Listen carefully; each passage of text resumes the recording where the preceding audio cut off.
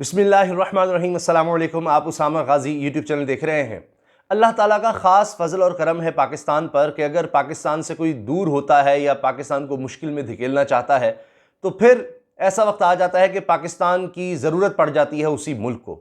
अभी आपने देखा इस वक्त बड़ी खबर ये बनी हुई है कि सऊदी अरब फिर से पाकिस्तान के करीब हो रहा है और जितने भी मामलात रुके हुए थे, चाहे डेवलपमेंट के थे और दो तरफा ताल्लुकात के थे, अब उनको तेज़ी से आगे बढ़ाया जा रहा है। और तमाम प्रोग्राम्स, जिस तरह से सऊदी अरब के इन्वेस्टमेंट के पाकिस्तान में प्रोग्राम थे, दीगर प्रोग्राम थे, दो तरफा ताल्लुकात की चीज़ें थीं, जितनी भी थीं, अब उनको फास्ट ट्रैक पर लाने की बात हो रही है, जल्द निपटाने की बात हो रही है, उन सबको दोबारा शुरू करने की और उनमें तेज़ी लाने की बात हो रही है। $20 अरब का सऊदी अरब ने कहा था कि पाकिस्तान में वो इन्वेस्टमेंट करेगा, तो अब उसमें भी तेज़ी लाने की बात हो रही है। ये अचानक क्या हुआ कि मोहम्मद बिन सलमान, जो बहुत ज़्यादा पाकिस्तान से नाराज़ थे, वो फ़ोन भी करते हैं वज़ीर आज़म पाकिस्तान इमरान खान को और उनको दावत भी देते हैं सऊदी अरब आने की। इमरान खान ने दावत भी कबूल कर ली और ये भी कहा गया कि जल्द आएँ। ये हुआ क्या है, इसकी वजह क्या है? अब इसका एक बैकग्राउंड है और बड़ी तेज़ी से हालात बदले हैं। इसमें बुनियादी चीज़ है चाइना। वो किस तरह से, वो मैं आपको बताऊंगा, लेकिन उससे पहले हमें यह जानने की ज़रूरत है कि हुआ क्या है सऊदी अरब के साथ और हालात कितने ख़राब हो गए थे पाकिस्तान के सऊदी अरब के दरमियान। दिहाइयों पर मुहित ताल्लुकात हैं, ज़ाहिर है वो अचानक से बिल्कुल ख़त्म तो नहीं हो सकते। दिफाई ताल्लुकात हैं, इसी तरह से मुआशी लिहाज से, और फिर बरादर इस्लामी मुल्क है, तो एक दिहाइयों पुराने ताल्लुकात चल रहे हैं। तो हुआ ये था, बहुत जो मेन दो बातें हम कर लेते हैं कि एक तो ये कि जब पाकिस्तान, तुर्की और मलेशिया ने मिलकर एक समिट मलेशिया में हो रहा था, उससे सऊदी अरब ने रोका कि जी ये 57 ममालिक OIC बॉडी है 57 ममालिक की, तो इससे पाकिस्तान दूर हो रहा है या एक नया ब्लॉक बन रहा है, तो पाकिस्तान उसमें ना जाए। और ये 57 ममालिक के ब्लॉक को तोड़ने की एक साजिश है, OIC को तोड़ने की साजिश है। तो वहाँ से हालात ख़राब होना शुरू हुए। फिर आपने ये देखा, एक तो वो हालात ख़राब हुए, पाकिस्तान फिर नहीं गया। उसके बाद फिर इमरान खान साहब ने कहा कि वो ना जाना हमारी गलती थी, अब हम जाएंगे। कश्मीर का जब मामला हुआ तो उस पर पाकिस्तान की तरफ से इजहार किया गया नाराज़गी का कि OIC उस तरह से नहीं कर रहा, तो हम फिर कोई अलग इजलास बुला लें। वहाँ से हालात बहुत ज़्यादा ख़राब हो गए।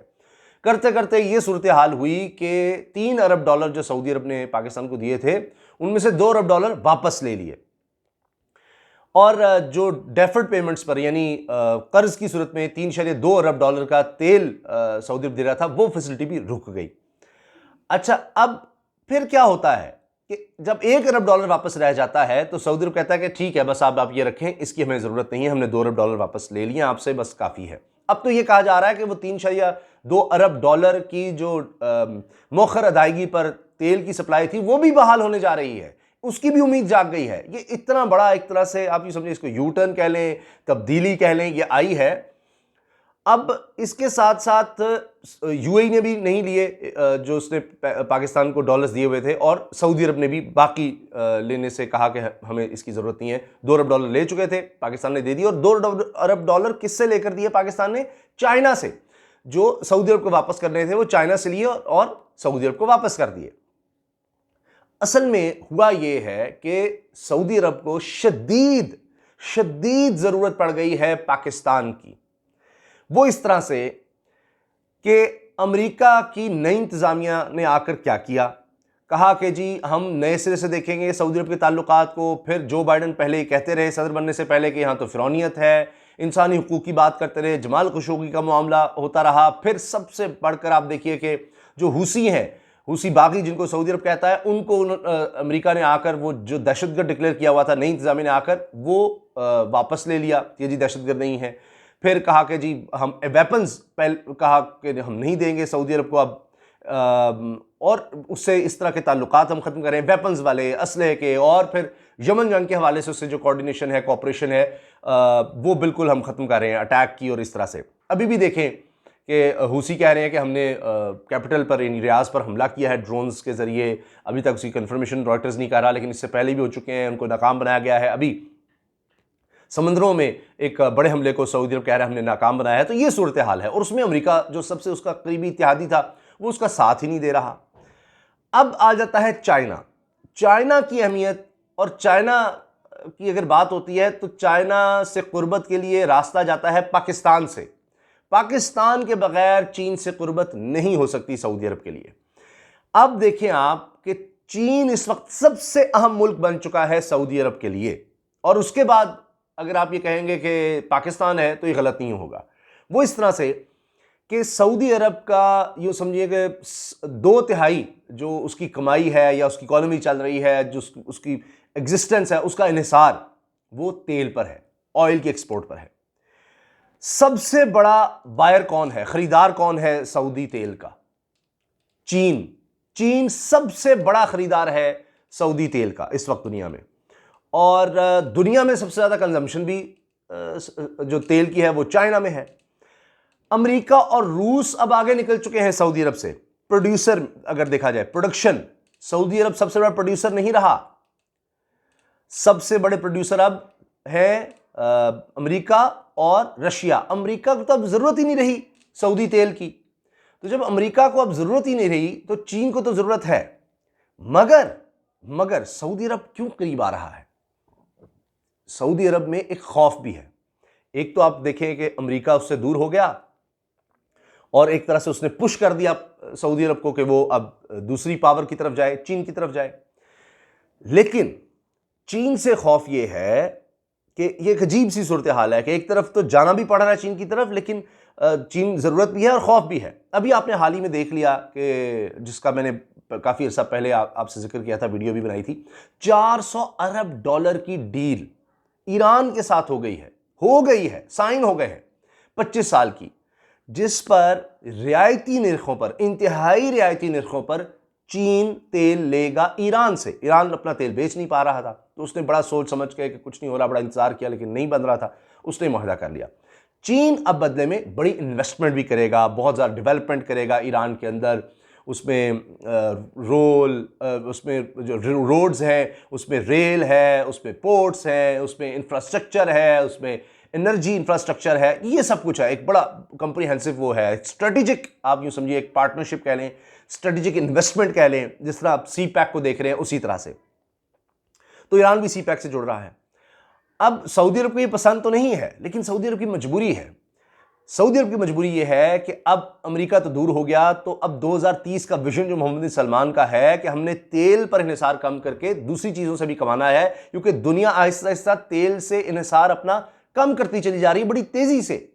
चाहे वो एनर्जी सेक्टर में हो, गाड़ियों में देख लें आप, तो ये बड़ी तेजी से कम हो रहा है। और अभी 12%, हाल ही में 12% जो ऑयल से रेवेन्यू है वो कम हो गया है सऊदी अरब का। तो आहिस्ता आहिस्ता ये तेल की वजह से सऊदी अरब की एक इजारादारी थी वो अब छिनती चली जा रही है। तो अब सऊदी अरब क्या करे? अमेरिका बहादुर ने यानी ठुड्ड करा दिया, क्या कहें। अब सऊदी अरब, एक तो चीन सबसे बड़ा खरीदार उसके तेल का, उसको नाराज नहीं कर सकता। कहां जाएगा फिर? सबसे बड़ा खरीदार, जिसकी वजह से अब उसकी इकोनॉमी जो भी है, जिस तरह चल रही है, वो उसकी वजह से सबसे बड़ा किरदार अब चीन का है। सबसे बड़ा खरीदार तेल का वो है, वो ईरान की तरफ चला गया है और सस्ता उसको तेल वहां से मिल रहा है।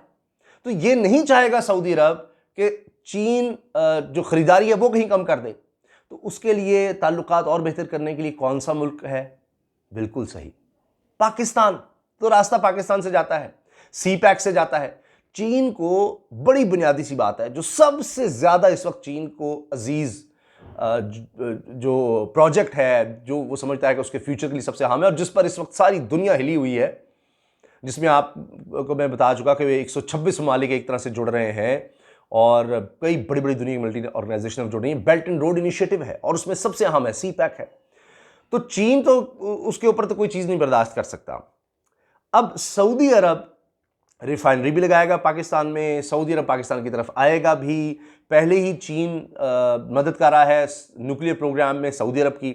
अब वो भी पसंद नहीं आएगा अमेरिका को और इसराइल को अगर चीन और ज़्यादा करीब जाता है और ये न्यूक्लियर प्रोग्राम और आगे बढ़ता है सऊदी अरब का। तो उसके लिए भी वो देख रहा है कि अगर हमने ये अपना प्रोग्राम बढ़ाना है, सऊदी अरब ने आगे और ज़्यादा चीन को करीब लाना है, न्यूक्लियर प्रोग्राम को और बढ़ाना है, तो ये रिस्क है कि अमेरिका और इसराइल हमसे और ज़्यादा नाराज़ हो जाएंगे, ख़राब हो जाएंगे ताल्लुकात। तो इसलिए हमें अब चीन की तरफ देखना है। और सऊदी अरब ये भी सोच रहा है और ये हो सकता है, मुमकिन है कि 2030 के विजन के लिए अब आप देख रहे हैं कि मुश्किल में जा रहा है सऊदी अरब। उनके पास खुद इतने फंड्स या इतनी एक्सपर्टीज़ नहीं है। तो चीन ही वो मुल्क है दुनिया में वाहिद जो, जिस तरह से ईरान में उसने एक स्ट्रेटेजिक पार्टनरशिप का मुआहदा किया है वो अब सऊदी अरब से भी कर सकता है। ये हो सकता है क्योंकि हर मुल्क अपना इंटरेस्ट देखता है, सऊदी अरब भी यही देख रहा है। तो अब ईरान और सऊदी अरब की बड़ी दुश्मनी है, बड़े इख्तलाफात हैं, मगर अब मजबूरी है दोनों के लिए चाइना। और अगर कुछ 2030 के विजन में हेल्प कर सकता है डेवलपमेंट में, प्रोजेक्ट्स में, सब में सऊदी अरब की, तो वो चीन है। तो लिहाजा अब सऊदी अरब चीन की तरफ देख रहा है और पाकिस्तान के अलावा और कोई नहीं है जो उसकी इसमें मदद कर सके, चीन को उसको और ज़्यादा करीब लाने में उसका साथ दे सके। फिर उसने भारत की तरफ जाकर देख ही लिया है, वो मैं अभी हाल ही में वीडियो बना चुका हूँ। मैंने आपको बता दिया कि किस तरह से वो सऊदी अरब से तेल खरीदना कम करता चला जा रहा है भारत, और पूरी एक साजिश है कि हमने सऊदी अरब को साइड लाइन करना है। अब वो अमेरिका बहादुर को भी खुश कर रहा होगा और को भी खुश कर रहा होगा और अपना भी देख रहा है, अपना मफाद भी देख रहा है भारत। तो लिहाजा अब सऊदी अरब के पास और कोई चॉइस नहीं रही, इसलिए अब पाकिस्तान उसकी मजबूरी बन गया है। तो इसलिए आप देखिए कि इतनी तेज़ी से ताल्लुकात जो हैं बेहतरी जा रहे हैं कि जी आए इमरान खान साहब आए सऊदी अरब में आए। तो ऐसे ही नहीं कोई स्टेट की तरफ से कोई जाता, हेड ऑफ स्टेट कोई जाता, उससे पहले चीज़ें तय होती हैं कि वहाँ जाकर क्या होगा, मिलकर आ जाएंगे, कुछ ऐलानात होने होते हैं। जिस तरह से मोहम्मद बिन सलमान जब यहाँ आए थे तो 20 अरब डॉलर के मुआहदों पर दस्तखत हुए थे। अब उनमें तेज़ी आएगी, उनकी कोई डेवलपमेंट होगी, उनकी इंश्योरेंस होगी, तभी इमरान खान सब जाएंगे। तो ये एक बहुत बड़ी डेवलपमेंट हुई है, बड़ी एक तब्दीली आई है और बड़ी पॉजिटिव है। ये अल्लाह का ख़ास फजल व करम है। और चीन और पाकिस्तान के ताल्लुकात को तो किसी से ढके छुपे नहीं हैं। और ये भी हो सकता है, सऊदी अरब के माइंड के पीछे ये भी है कि एक तो यमन जंग ने उसका जिस तरह से बेड़ा गर्क किया है, अब वो ईरान से कितना लड़ेगा। और तो ये भी हो सकता है कि फिर चीन ही वो मुल्क बन जाए, और वो है कि दोनों मुल्कों में इतनी उसकी इन्वेस्टमेंट हो जाएगी, दोनों मुल्कों से ऐसे ताल्लुकात हो जाएंगे, तो वो दोनों में फिर कशीदगी कम कर सकता है। ईरान और सऊदी अरब में, दोनों में जब उसकी इन्वेस्टमेंट हो जाएगी, दोनों उस पर चाइना पर डिपेंड कर रहे होंगे, चाइना इन दोनों पर डिपेंड कर रहा होगा, चाइना की इतनी ज़्यादा उस पर इन्वेस्टमेंट होगी, दोनों ममालिक में आपस में होगी, तो नहीं चाहेगा चाइना के दोनों ममालिक के ताल्लुकात ख़राब हों, उसकी इन्वेस्टमेंट ख़राब हो, और दोनों ममालिक भी नहीं चाहेंगे कि इस तरह से प्रॉब्लम होगा तो हम और ज़्यादा मुश्किलात में घिर जाएंगे। तो ये एक डेवलपमेंट हुई है, ये अल्लाह का ख़ास फजल व करम है जिस पर हमें शुक्र अदा करना चाहिए। वरना यकीनन खदशात थे कि आपका इतना करीबी दोस्त, इतना करीबी साथी सऊदी अरब, जहाँ पाकिस्तान के जो वर्कर्स हैं जो बैरून मुल्क काम कर रहे हैं, सबसे बड़ी तादाद सऊदी अरब में है। सबसे ज़्यादा हमें रेमिटेंसेस जो तरसीलात हैं, तरसीलात ज़र हैं, वो सऊदी अरब से आती हैं। तो हालात बड़े ख़राब होने की तरफ जा रहे थे, सऊदी अरब की इकॉनमी बड़ी नीचे जा रही है, पहले लोग परेशान हैं। लेकिन ये अल्लाह का ख़ास फजल व करम हुआ है कि बड़ी तेज़ी से तब्दीली आई है। और ये मैं तमाम चीज़ें आपको फैक्ट्स बताई हैं, आप ये चीज़ें खुद भी चेक कर सकते हैं, और आने वाले दिनों में आप ये सब चीज़ें वाज़ेह होती देख भी लेंगे इंशाअल्लाह। इजाज़त दीजिए, अल्लाह हाफ़िज़। पाकिस्तान जिंदाबाद।